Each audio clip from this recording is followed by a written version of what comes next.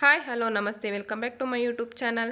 ಇವತ್ತು ಗ್ರ್ಯಾಂಡ್ ಆಗಿರೋಂಥ ಡಿಸೈನ ತೋರಿಸ್ತಾ ಇದ್ದೀನಿ. ಈ ಡಿಸೈನ್ಗೆ ನಾನು ರಿಂಗ್ ಬೀಡು ಮತ್ತು ಕ್ರಿಸ್ಟಲ್ ಬೀಡನ್ನು ತೊಗೊಂಡಿದ್ದೀನಿ. ರಿಂಗ್ ಬೀಡು ಮತ್ತು ರಿಂಗ್ ಬೀಡ್ ಒಳಗಡೆ ಕ್ರಿಸ್ಟಲ್ ಬೀಡ್ ಬರೋ ಥರ ನಾನು ಹಾಕ್ಕೊಂಡಿದ್ದೀನಿ ನೀಡಲ್ಗೆ.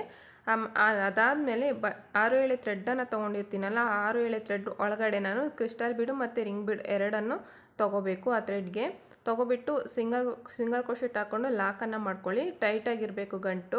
ಸ್ಟಾರ್ಟಿಂಗ್ ನಾವು ಗಂಟನ್ನು ಹಾಕ್ಕೊಂಡಿರ್ತೀವಲ್ಲ ಥ್ರೆಡ್ಡನ್ನು ಟೈಟಾಗಿ ಹಾಕ್ಕೊಳ್ಳಿ. ಸಿಂಗಲ್ ಕ್ರೋಶೆಟ್ ಹಾಕ್ಕೊಂಡು ಲಾಕ್ ಮಾಡ್ಕೊಂಡ್ಮೇಲೆ ನೀಡಲ್ ಮೇಲೆ ಒಂದ್ಸರಿ ದಾರಾನ ಸುತ್ತಕೊಂಡು ಆ ರಿಂಗ್ ಬೀಡ್ ಒಳಗಡೆ ಹೋಗಿ ದಾರಾನ ತಂದು ಹಾಫ್ ಕ್ರೋಶೆಟನ್ನು ಮಾಡ್ಕೊಳ್ತಾ ಇದ್ದೀನಿ. ನೀಡಲ್ ಮೇಲೆ 3 ಲೂಪ್ ಆಗಿರುತ್ತೆ. 3 ಲೂಪಲ್ಲೂ ಒಂದೇ ಸರಿ ದಾರ ತೊಗೊಂಡಾಗ ಹಾಫ್ ಕ್ರೋಶೆಟ್ ಆಗುತ್ತೆ. ನಾವು ಅರ್ಧ ಭಾಗಕ್ಕೆ 10 ಸಿಂಗಲ್ ಕ್ರೋಶೆಟನ್ನು ಮಾಡ್ಕೊಳ್ತಾ ಇದ್ದೀನಿ, ಹಾಫ್ ಕ್ರೋಶೆಟನ್ನು. ರಿಂಗ್ ಬೀಡ್ ಒಳಗಡೆ ನಾವು ಕ್ರಿಸ್ಟಲ್ ಬೀಡ್ ಹಾಕ್ಕೊಂಡಿರ್ತೀವಲ್ವ, ಆ ಕ್ರಿಸ್ಟಲ್ ಬೀಡ್ ಅರ್ಧ ಸೈಡು ನಾವು 10 ಹಾಫ್ ಕ್ರೋಶೆಟನ್ನು ಮಾಡ್ಕೊಳ್ತಾ ಇದ್ದೀನಿ. ನೀಡಲ್ ಮೇಲೆ ಒಂದು ಸರಿ ದಾರಾನ ಸುತ್ತಕೊಂಡು ರಿಂಗ್ ಬೀಡ್ ಒಳಗಡೆ ಹೋಗಿ ದಾರಾನ ತಂದು ನೀಡಲ್ ಮೇಲೆ 3 ಲೂಪ್ ಆಗಿರುತ್ತೆ. 3 ಲೂಪಲ್ಲೂ ಒಂದೇ ಸರಿ ದಾರ ತೊಗೊಂಡಾಗ ಹಾಫ್ ಕ್ರೋಶೆಟ್ ಆಗುತ್ತೆ. ನೋಡಿ ಈ ಥರ ಬರುತ್ತೆ. ಅರ್ಧ ಸೈಡು 10 ಹಾಫ್ ಕ್ರೋಶೆಟನ್ನು ಮಾಡಿಕೊಂಡು ಇನ್ನರ್ಧ ಸೈಡು 10 ಹಾಫ್ ಕ್ರೋಶೆಟನ್ನು ಮಾಡ್ಕೊಳ್ತಾ ಇದ್ದೀನಿ. ಟೋಟಲಾಗಿ 20 ಹಾಫ್ ಕ್ರೋಶೆಟ್ ಕಂಬನ ಮಾಡ್ಕೊಳ್ತಾ ಇದ್ದೀನಿ.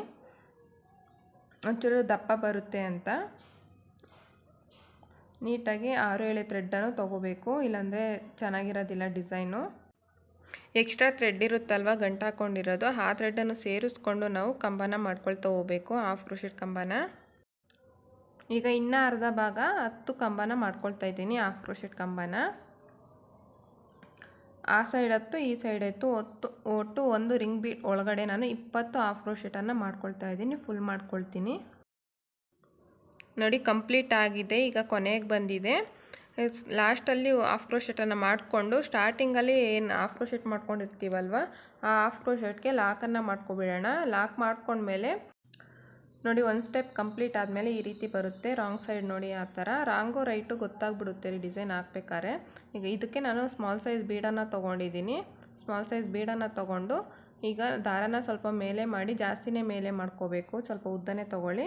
ಈಗ 3 ಬೀಡನ್ನು ಇನ್ಸೈಡ್ ಮಾಡ್ಕೊಳ್ತಾ ಇದ್ದೀನಿ, ಸ್ಮಾಲ್ ಸೈಜ್ ಬೀಡನ್ನು ಒಂದೇ ಸರಿನೇ. ನೀವು ಬೇಕಾದರೆ ಒಂದೊಂದೇ ಥ್ರೆಡ್ಗೆ ನಾವು ಇನ್ಸೈಡ್ ಮಾಡ್ಕೋಬೋದು. ನಾನು 3 ಒಂದೇ ಸರಿನೇ ಇನ್ಸೈಡ್ ಮಾಡಿಕೊಂಡು ಅದೇ ಸಿಂಗಲ್ ಕ್ರೋಶೆಟ್ಗೆ ಲಾಕನ್ನು ಮಾಡ್ಕೊಳ್ಳೋಣ. ನಾವು ಲಾಸ್ಟಲ್ಲಿ ಎಂಡ್ ಮಾಡ್ಕೊಂಡ್ವಲ್ವ ಡಿಸೈನನ್ನು, ಅದೇ ಸಿಂಗಲ್ ಕ್ರೋಶೆಟ್ಗೆ ಲಾಕನ್ನು ಮಾಡ್ಕೊಬಿಡೋಣ. ಸಿಂಗಲ್ ಕ್ರೋಶೆಟ್ ಹಾಕ್ಕೊಂಡು ಲಾಕನ್ನು ಮಾಡಿಕೊಂಡು ಸಿಂಗಲ್ ಕ್ರೋಶೆಟ್ ಹಾಕ್ಕೊಂಡು ಲಾಕ್ ಮಾಡ್ಕೊಂಡ್ಮೇಲೆ ಮತ್ತೆ ಒಂದು ಬೀಡನ್ನು ಹಾಕ್ಕೊಳ್ಳೋಣ. ದಾರಾನ ಮೇಲೆ ಮಾಡಿ ನೆಕ್ಸ್ಟು ಹಾಫ್ ಕ್ರೋಶೆಟ್ ಇರುತ್ತಲ್ವ, ನೆಕ್ಸ್ಟ್ ಹಾಫ್ ಕ್ರೋಶೆಟ್ಗೆ ಲಾಕನ್ನು ಮಾಡ್ಕೊಳ್ಳೋಣ. ಮತ್ತೆ ಒಂದು 3 ಬೀಡನ್ನು ಹಾಕ್ಕೊಳ್ತಾ ಇದ್ದೀನಿ. ಮತ್ತೆ ಒಂದೊಂದು ಬೀಡನ್ನು ಹಾಕ್ಕೊಳ್ತಾ ಇದ್ದೀನಿ. ಇಲ್ಲಿ 3 ಬೀಡನ್ನು ಒಂದೇ ಸರಿ ಹಾಕ್ಕೊಂಡ್ಮೇಲೆ ನಾನು ಮತ್ತೆ 3 ಬೀಡನ್ನು ಒಂದೊಂದು ಸಿಂಗಲ್ ಹಾಫ್ ಕ್ರೋಶೆಟ್ಗೆ ಒಂದೊಂದು ಬೀಡನ್ನು ಹಾಕ್ಕೊಳ್ತಾ ಇದ್ದೀನಿ. ಹಾಫ್ ಕ್ರೋಶೆಟ್ ಮೇಲ್ಗಡೆ ಚೈನ್ಸ್ ಇರುತ್ತಲ್ವ, ಆ ಚೈನ್ಸ್ಗೆ ಲಾಕನ್ನು ಮಾಡ್ಕೋಬೇಕು. ಮತ್ತೆ ಒಂದು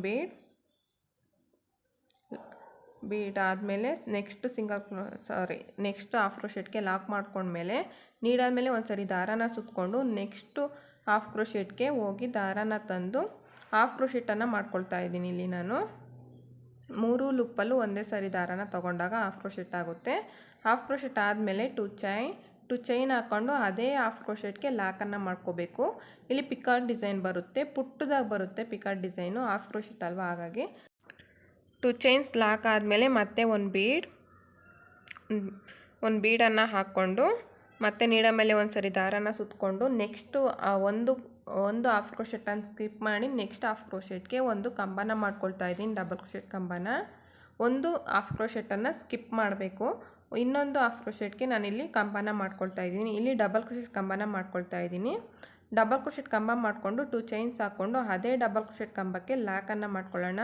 ಲಾಕ್ ಆದಮೇಲೆ ಮತ್ತೆ ಪಿಕಾರ್ಡ್ ಡಿಸೈನೇ ಮಾಡ್ತಾ ಇರೋದಿಲ್ಲಿ. ಒಂದು ಬೀಡನ್ನು ಆ್ಯಡ್ ಮಾಡಿಕೊಂಡು ನೀಡಲ್ ಮೇಲೆ ಒಂದು ಸರಿ ದಾರಾನ ಸುತ್ತಕೊಳ್ಳೋಣ. ಒಂದು ಹಾಫ್ ಕ್ರೋಶೆಟನ್ನು ಸ್ಕಿಪ್ ಮಾಡಿಕೊಂಡು ನೆಕ್ಸ್ಟ್ ಹಾಫ್ ಕ್ರೋಶೆಟ್ಗೆ ಡಬಲ್ ಕ್ರೋಶೆಟ್ ಕಂಬನ ಮಾಡ್ಕೊಳ್ತಾ ಇದ್ದೀನಿ. ಡಬಲ್ ಕ್ರೋಶೆಟ್ ಕಂಬನ ಮಾಡ್ಕೊಂಡ್ಮೇಲೆ ಮತ್ತೆ 2 ಚೈನ್ಸನ್ನು ಹಾಕ್ಕೊಂಡು ಅದೇ ಡಬಲ್ ಕ್ರೋಶೆಟ್ ಕಂಬಕ್ಕೆ ಲಾಕ್ ಆದ ನಂತರ ಮತ್ತೆ ಒಂದು ಬೀಡನ್ನು ಹಾಕ್ಕೊಂಡು ನೆಕ್ಸ್ಟು ಒಂದು ಕಂಬನ ಹಾಫ್ ಕ್ರೋಶೆಟ್ ಕಂಬನ ಸ್ಕಿಪ್ ಮಾಡಿ ನೆಕ್ಸ್ಟ್ ಹಾಫ್ ಕ್ರೋಶೆಟ್ ಕಂಬಕ್ಕೆ ಕಂಬನ ಮಾಡ್ಕೋಬೇಕು. ಡಬಲ್ ಕ್ರೋಶೆಟ್ ಕಂಬನ ಮಾಡಿಕೊಂಡು 2 ಚೈನ್ಸನ್ನು ಹಾಕ್ಕೊಂಡು ಮತ್ತು ಅದೇ ಡಬಲ್ ಕ್ರೋಶೆಟ್ ಕಂಬಕ್ಕೆ ಲಾಕ್ ಪಿಕಾಟ್ ಡಿಸೈನ್ ಬರುತ್ತೆ. ಪುಟ್ಟದಾಗಿ ಬರುತ್ತೆ, ತುಂಬಾ ಚೆನ್ನಾಗಿರುತ್ತೆ. ಕಂಬನೂ ಅಷ್ಟೇ ಜಾಸ್ತಿ ಉದ್ದ ಮಾಡ್ಕೋಬಾರ್ದು, ಶಾರ್ಟಾಗಿ ಇರಲಿ ಕಂಬ. ಒಂದು ಹಾಫ್ ಕ್ರೋಶೆಟ್ ಕಂಬನ ಸ್ಕಿಪ್ ಮಾಡಿ ಮತ್ತೆ ಅದ್ರ ಪಕ್ಕದ ಕಂಬಕ್ಕೆ ಕಂಬನ ಮಾಡ್ಕೋಬೇಕು. ನಾನಿಲ್ಲಿ ಒಟ್ಟು 5 ಡಬಲ್ ಕ್ರೋಶೆಟ್ ಕಂಬನ ಮಾಡ್ಕೊಳ್ತಾ ಇದ್ದೀನಿ. 2 ನಾನು ಹಾಫ್ ಕ್ರೋಶೆಟ್ ಕಂಬನ ಮಾಡ್ಕೊಳ್ತಾ ಇದ್ದೀನಿ. ಸ್ಟಾರ್ಟ್ ಮಾಡಬೇಕಾದ್ರೆ ಹಾಫ್ ಕ್ರೋಶೆಟ್ ಮಾಡಿಕೊಂಡು ಅದಾದ ನಂತರ ನಾನು ಡಬಲ್ ಕ್ರೋಶೆಟ್ ಮಾಡ್ಕೊಂಡಲ್ವಾ, ಹಾಗಾಗಿ ಎಂಡಿಂಗು ಅಷ್ಟೇ 5 ಡಬಲ್ ಕ್ರೋಶೆಟ್ ಕಂಬ ಆದಮೇಲೆ ಲಾಸ್ಟ್ನೇದು ಹಾಫ್ ಕ್ರೋಶೆಟ್ ಕಂಬನ ಮಾಡ್ಕೊಳ್ತೀನಿ. ಕಂಬನ ಮಾಡಿಕೊಂಡು ಅದೇ ಕಂಬಕ್ಕೆ 2 ಚೈನ್ನ ಲಾಕ್ ಮಾಡ್ಕೋಬೇಕು. ನೋಡಿ ಲಾಸ್ಟಲ್ಲಿ ನಾನು ಹಾಫ್ ಕ್ರೋಶೆಟನ್ನು ಮಾಡ್ಕೊಳ್ತಾ ಇದ್ದೀನಿ. ನೀಡ ಮೇಲೆ ಒಂದು ಸರಿ ದಾರನ ಸುತ್ತಕೊಂಡು ಒಂದು ಕಂಬನ ಸ್ಕಿಪ್ ಮಾಡಿ ನೆಕ್ಸ್ಟ್ ಕಂಬಕ್ಕೆ ಹೋಗಿ ದಾರನ ತಂದು 3 ಲೂಪಲ್ಲೂ ಒಂದೇ ಸರಿ ದಾರನ ತಗೋಬೇಕು. ನೋಡಿ 5 ಕಂಬ ಆಗಿದೆ. ಹಾಫ್ ಕ್ರೋಶೆಟನ್ನು ಮಾಡಿಕೊಂಡು ಮತ್ತೆ 2 ಚೈನನ್ನು ಹಾಕ್ಕೋಬೇಕು. 2 ಚೈನನ್ನು ಹಾಕ್ಕೊಂಡು ಅದೇ ಹಾಫ್ ಕ್ರೋಶೆಟ್ಗೆ ಲಾಕನ್ನು ಮಾಡ್ಕೊಳ್ಳೋಣ. ಲಾಕ್ ಮಾಡ್ಕೊಂಡ್ಮೇಲೆ ಒಂದು ಬೀಡನ್ನು ಹಾಕ್ಕೋಬೇಕು. ಒಂದು ಬೀಡನ್ನು ಹಾಕ್ಕೊಂಡು ನೆಕ್ಸ್ಟು ಹಾಫ್ ಕ್ರೋಶೆಟ್ ಇರುತ್ತಲ್ವ, ಆ ಹಾಫ್ ಕ್ರೋಶೆಟ್ಗೆ ಲಾಕನ್ನು ಮಾಡ್ಕೋಬೇಕು. ಮತ್ತು ಒಂದು ಬೀಡ್, ಇಲ್ಲಿ 3 ಬೀಡನ್ನು ಆ್ಯಡ್ ಮಾಡ್ಕೊಳ್ತೀನಿ. ಒಂದೊಂದೇ ಸರಿ ಒಂದೊಂದು ಬೀಡನ್ನು ತಗೊಳ್ತೀನಿ. ಒಂದೊಂದು ಬೀಡನ್ನು ಹಾಕ್ಕೊಂಡು ಆ ಬೀಡನ್ನ ಲಾಕ್ ಮಾಡ್ಕೋಬೇಕು ಆರ್ಚಲ್ಲಿ. ಹಾಫ್ ಕ್ರೋಶೆಟ್ ಕಂಬಕ್ಕೆ ಲಾಕನ್ನು ಮಾಡಿಕೊಂಡು ಒಂದು ಬೀಡನ್ನು ಹಾಕ್ಕೊಳ್ಳೋಣ. ಮತ್ತು ಒಂದು ಬೀಡ್ ಹಾಕ್ಕೊಂಡು ಬೀಡನ್ನು ಲಾಕ್ ಮಾಡ್ಕೊಳ್ಳೋಣ. ಸಿಂಗಲ್ ಕ್ರೋಶೆಟ್ ಹಾಕ್ಕೊಂಡು ಲಾಕ್ ಆದಮೇಲೆ ಮತ್ತೆ 2 ಚೈನ್ಸನ್ನು ಹಾಕ್ಕೊಂಡು ದಾರ ಕಟ್ ಮಾಡಬೇಕು. ದಾರ ಕಟ್ ಮಾಡಿ ಬ್ಯಾಕ್ ಸೈಡಲ್ಲಿ ದಾರನ ಗಮ್ ಹಾಕಿ ಪೇಸ್ಟ್ ಮಾಡ್ಕೋಬೇಕು.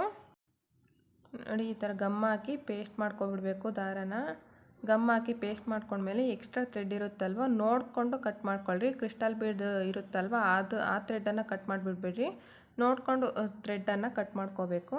ಇಲ್ಲಾಂದರೆ ಆ ಬೀಡನ್ನು ನಾವು ಲಾಕ್ ಮಾಡ್ಕೊಂಡಿರ್ತೀವಲ್ಲ ಆ ಥ್ರೆಡ್ ಕಟ್ ಆಗುತ್ತೆ. ನೋಡಿ ಈ ಥರ ಬರುತ್ತೆ ಡಿಸೈನು, ತುಂಬಾ ಚೆನ್ನಾಗಿರುತ್ತೆ. ಇದೇ ಥರನೇ ಇನ್ನೊಂದು ಬೀಡ್ಗೆ ನಾನು ವರ್ಕ್ ಮಾಡ್ಕೊಂಡಿದ್ದೀನಿ. ತುಂಬಾ ಚೆನ್ನಾಗಿ ಕಾಣಿಸ್ತಾ ಇತ್ತು ಡಿಸೈನು. ಇದನ್ನು ಬಟ್ಟೆಗೆ ಲಾಕ್ ಮಾಡ್ಕೊಳ್ಳೋಣ. ಬಟ್ಟೆಗೆ ಸ್ಟಿಚ್ ಮಾಡಿಕೊಂಡಾಗ ಯಾವ ರೀತಿ ಕಾಣುತ್ತೆ ಅಂತ ಫೈನಲ್ ಆಗಿ ನೋಡೋಣ. ಅದನ್ನು ಗಮ್ ಹಾಕಿ ನೀಟಾಗಿ ಪೇಸ್ಟ್ ಮಾಡ್ಕೊಳ್ರಿ, ಇಲ್ಲಾಂದರೆ ಬಿಚ್ಚಿ ಬರೋ ಚಾನ್ಸಸ್ ಇರುತ್ತೆ. ನೀಟಾಗಿ ಪ್ರೆಸ್ ಮಾಡ್ಕೊಳ್ಳಿ ಗಮ್ ಹಾಕ್ಕೊಂಡು. ಈ ಥರ ಬಂದಿದೆ ಡಿಸೈನು, ತುಂಬಾ ಇಷ್ಟ ಆಯಿತು ನನಗೆ ಈ ಥರ ಡಿಸೈನು. ಇದನ್ನು ಬಟ್ಟೆಗೆ ಫಿಕ್ಸ್ ಮಾಡೋದನ್ನು ನೋಡೋಣ. ನೋಡಿ ಈ ಥರ ಇಟ್ಕೊಂಡು ನಿಮಗೆ ಎಲ್ಲಿಗೆ ಬೇಕೋ ಅಲ್ಲಿಗೆ ಸ್ಟಿಚ್ಚನ್ನು ಮಾಡ್ಕೋಬೋದು. ಬೇಕಂದರೆ ನೀವು ಈ ಥರ ವರ್ಕ್ ಮಾಡಿಕೊಂಡು ಬ್ಲೌಸ್ಗಳಿಗೂ ಕೂಡ ಸ್ಟಿಚ್ಚನ್ನು ಮಾಡ್ಕೋಬೋದು. ಬ್ಯಾಕ್ ಸೈಡು ಸೀರೆ ಕಡೆ ಇರಲಿ, ರೈಟ್ ಸೈಡ್ ನಮ್ಮ ಸೈಡೇ ಇರಬೇಕು, ಆ ಥರ ನೀವು ಸ್ಟಿಚ್ಚನ್ನು ಮಾಡ್ಕೋಬೇಕು. ನಮಗೆ ಗ್ಯಾಪನ್ನು ನೋಡ್ಕೊಳ್ಳಿ, ನಿಮಗೆ ಎಷ್ಟು ಬೇಕೋ ಅಷ್ಟು ಗ್ಯಾಪನ್ನು ಇಟ್ಕೊಂಡು ನೀವು ಲಾಕನ್ನು ಮಾಡ್ಕೊಳ್ರಿ ಬಟ್ಟೆಗೆ. ಕೆಳಗಡೆ ಸ್ವಲ್ಪ ಕೆಳಗಡೆ ಬೇಕಂದರೆ ಕೆಳಗಡೆ ಇಟ್ಕೊಳ್ರಿ, ಇಲ್ಲ ಸ್ವಲ್ಪ ಅರ್ಧಕ್ಕೆ ಅರ್ಧ ಇರಲಿ ಡಿಸೈನು ಅಂತ ಇದ್ದರೆ ಅರ್ಧಕ್ಕೆ ನಾವು 3 ಬೀಡ್ ಹಾಕ್ಕೊಂಡಿರ್ತೀವಲ್ವ ಆ 3 ಬೀಡನ್ನು ಕರೆಕ್ಟಾಗಿ ಎಡ್ಜಿಗೆ ಬರೋ ಥರ ನೋಡಿಕೊಂಡು ಸ್ಟಿಚ್ಚನ್ನು ಮಾಡ್ಕೊಳ್ಳಿ. ಎಮ್ಮಿಂಗ್ ನೀಡಲ್ಗೆ ನಾನು ಕಾಟನ್ ಥ್ರೆಡ್ಡನ್ನು ಪೋಣಿಸ್ಕೊಂಡಿದ್ದೀನಿ. ಕಾಟನ್ ಥ್ರೆಡ್ ಆದರೆ ಸ್ವಲ್ಪ ಟೈಟಾಗಿರುತ್ತೆ ಅಂತ ಈ ಬ್ಯಾಕ್ ಸೈಡಿದ್ದ ನೀಡಲನ್ನು ಹಾಕಿಬಿಟ್ಟು ಹಾಗೆ ಹಿಂದೆಗಡೆನೇ ತಗೊಳ್ತಾ ಇದ್ದೀನಿ.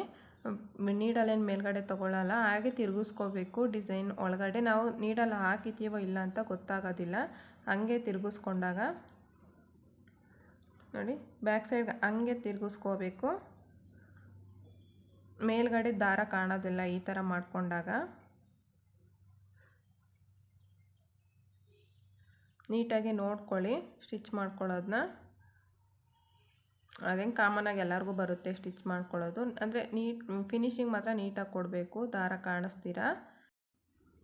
ನೋಡಿ ನೀಟಾಗಿ ಲಾಕನ್ನು ಮಾಡ್ಕೋಬೇಕು. ನೀಡಲ್ಲ ಮೇಲ್ಗಡೆ ತಗೊಂಡು ನಾವು ಫ್ರಂಟ್ ಸೈಡ್ಗೆ ಫುಲ್ ನೀಡಲ್ಲ ತಗೊಂಡು ಮತ್ತೆ ಬ್ಯಾಕ್ ಸೈಡ್ಗೆ ಇಟ್ಟಾಗ ದಾರ ಮೇಲ್ಗಡೆ ಕಾಣುತ್ತೆ. ಹಾಗಾಗಿ ನಾವು ಸ್ಟಿಚ್ ಮಾಡಿದ್ದಾರೆ ಅಂತ ನೀಡಲ್ ಗೊತ್ತಾಗ್ಬಿಡುತ್ತೆ, ನೀಡಲಲ್ಲಿ ಸ್ಟಿಚ್ ಮಾಡಿದ್ದಾರೆ ಇದನ್ನು ಅಂತ. ಹಂಗಾಗಿ ಸ್ವಲ್ಪ ನೋಡಿಕೊಂಡು ಬ್ಯಾಕ್ ಸೈಡಲ್ಲೇ ಹಾಗೆ ಹಿಂದೆಗಡೆನೇ ತಿರುಗಿಸ್ಕೋಬೇಕು. ಬ್ಯಾಕ್ ಸೈಡ್ ಮಾತ್ರ ದಾರ ಹೋಗೋಕ್ಕೆ ನಾವು ತಿರುಗಿಸ್ಕೋಬೇಕು. ಒಂಚೂರು ಬ್ಯಾಕ್ ಸೈಡ್ ವರ್ಕ್ ಆಗಿರುತ್ತಲ್ಲ ಆ ಥ್ರೆಡ್ ಮಾತ್ರ ನೀಡಲಲ್ಲಿ ಇರಬೇಕು. ಆ ಥರ ನೋಡಿಕೊಂಡು ಲಾಕನ್ನು ಮಾಡ್ಕೋಬೇಕು. ನೋಡಿ ಲಾಸ್ಟಲ್ಲಿ ಬ್ಯಾಕ್ ಸೈಡ್ಗೆ ಟರ್ನ್ ಮಾಡಿಕೊಂಡು ಗಂಟನ್ನು ಹಾಕ್ಕೋಬೇಕು. ಬಟ್ಟೆನೂ ಸ್ವಲ್ಪ ತಗೊಂಡು ಆ ಗಂಟನ್ನು ಹಾಕ್ಕೊಂಡು ದಾರನ ಕಟ್ ಮಾಡಿ ತೆಗಿಬೇಕು. ಒಂದು 2ರಿಂದ 3 ಗಂಟನ್ನು ಹಾಕ್ಕೊಳ್ಳಿ, ಟೈಟಾಗಿರ್ತದೆ, ಬಿಚ್ಚಿ ಬರಲ್ಲ. ಒಂದು 2ರಿಂದ 3 ಗಂಟನ್ನು ಹಾಕ್ಕೊಂಡು ಇದೇ ಥರನೇ ದಾರ ಕಟ್ ಮಾಡ್ಕೊಳ್ಳೋಣ. ದಾರ ಕಟ್ ಮಾಡಿಕೊಂಡು ಇಷ್ಟೇ ಡಿಸೈನ್ ಕಂಪ್ಲೀಟ್ ಆಗುತ್ತೆ. ಈ ಥರ ಮಾಡಿಕೊಂಡಾಗ ನಮಗೆ ಎಲ್ಲಿ ಎಷ್ಟು ಗ್ಯಾಪ್ ಬೇಕೋ ಅಷ್ಟು ಗ್ಯಾಪ್ಗೆ ಇಟ್ಕೊಂಡು ಸ್ಟಿಚ್ಚನ್ನು ಮಾಡ್ಕೋಬೋದು. ನಾನು 1 ಬೆರಡನ್ನು ಇಟ್ಬಿಟ್ಟು ಸ್ಟಿಚ್ ಮಾಡ್ತಾಯಿದ್ದೀನಿ. ಇದಕ್ಕೂ ಕುಚ್ಚು ಬರೋದಿಲ್ಲ. ನಿಮಗೆ ಎಷ್ಟು ಗ್ಯಾಪ್ ಬೇಕೋ ಅಷ್ಟನ್ನು ಗ್ಯಾಪ್ ಬಿಟ್ಕೊಂಡು ನೀವು ಬಟ್ಟೆಗೆ ಸ್ಟಿಚ್ ಮಾಡ್ಕೋಬೋದು. ನಾನಿಲ್ಲಿ 1 ಬೆರಳನ್ನು ಇಟ್ಬಿಟ್ಟು ಒಂದೊಂದು ಇಂಚಿಗೆ ನಾನು ಲಾಕನ್ನು ಮಾಡ್ಕೊಳ್ತಾ ಇದ್ದೀನಿ ಬಟ್ಟೆಗೆ. ನಿಮಗೆ ಎಷ್ಟು ಗ್ಯಾಪ್ ಬೇಕೋ ಅಷ್ಟನ್ನು ಗ್ಯಾಪನ್ನು ಬಿಟ್ಬಿಟ್ಟು ನೀವು ಲಾಕ್ ಮಾಡ್ಕೋಬೋದು. ಎಕ್ಸ್ಟ್ರಾ ಥ್ರೆಡ್ಡೆಲ್ಲ ಇರುತ್ತಲ್ವ ಅದನ್ನು ಕಟ್ ಮಾಡಿಕೊಂಡು ಗಮ್ ಹಾಕಿ ಪೇಸ್ಟ್ ಮಾಡ್ಕೊಳ್ಳಿ. ನೋಡಿಕೊಂಡು ಕಟ್ ಮಾಡ್ಕೊಳ್ಳಿ, ಇಲ್ಲಾಂದರೆ ಆರ್ಚಿನ ದಾರ ಕಟ್ ಮಾಡಿಬಿಡ್ಬೇಡ್ರಿ. ನಮಗೆ ಇಲ್ಲಿ ಕುಚ್ಚು ಬೇಕು ಅಂದರೆ ಬೇಬಿ ಕುಚ್ಚು ಕಟ್ತೀವಲ್ಲ ಅದೇ ಥರನೇ ಕುಚ್ಚನ್ನು ಕಟ್ಕೋಬೋದು. ಇದಕ್ಕೆ ಚಾರ್ಜ್ ಮಾಡ್ಬೋದು ಅಂದರೆ 450 to 500ವರೆಗೂ ಚಾರ್ಜ್ ಮಾಡ್ಬೋದು. ಪ್ಲೇಸ್ ವೈ ಡಿಫ್ರೆನ್ಸ್ ಬರುತ್ತೆ, ಕಡಿಮೆ ಜಾಸ್ತಿ ನೀವು ಮಾಡ್ಕೋಬೋದು. ತುಂಬಾ ಚೆನ್ನಾಗಿರುತ್ತೆ ಡಿಸೈನು ಈ ಥರ ವರ್ಕ್ ಮಾಡಿದ್ರೆ. ಇನ್ನು ಯಾರೆಲ್ಲ ನನ್ನ ಚಾನಲ್ನ ಹೊಸದಾಗಿ ನೋಡ್ತಾ ಇದ್ದೀರಾ, ಸಬ್ಸ್ಕ್ರೈಬ್ ಮಾಡ್ತೀರಾ ನೋಡ್ತಾ ಇದ್ದೀರಾ, ಸಬ್ಸ್ಕ್ರೈಬ್ ಮಾಡಿಕೊಂಡು ನೋಡಿ. ಹಾಗೆ ಲೈಕ್ ಮಾಡಿ, ಶೇರ್ ಮಾಡಿ, ಕಮೆಂಟ್ ಮಾಡಿ. Thank you for watching friends. Bye. Next ವೀಡಿಯೋದಲ್ಲಿ ಸಿಗೋಣ.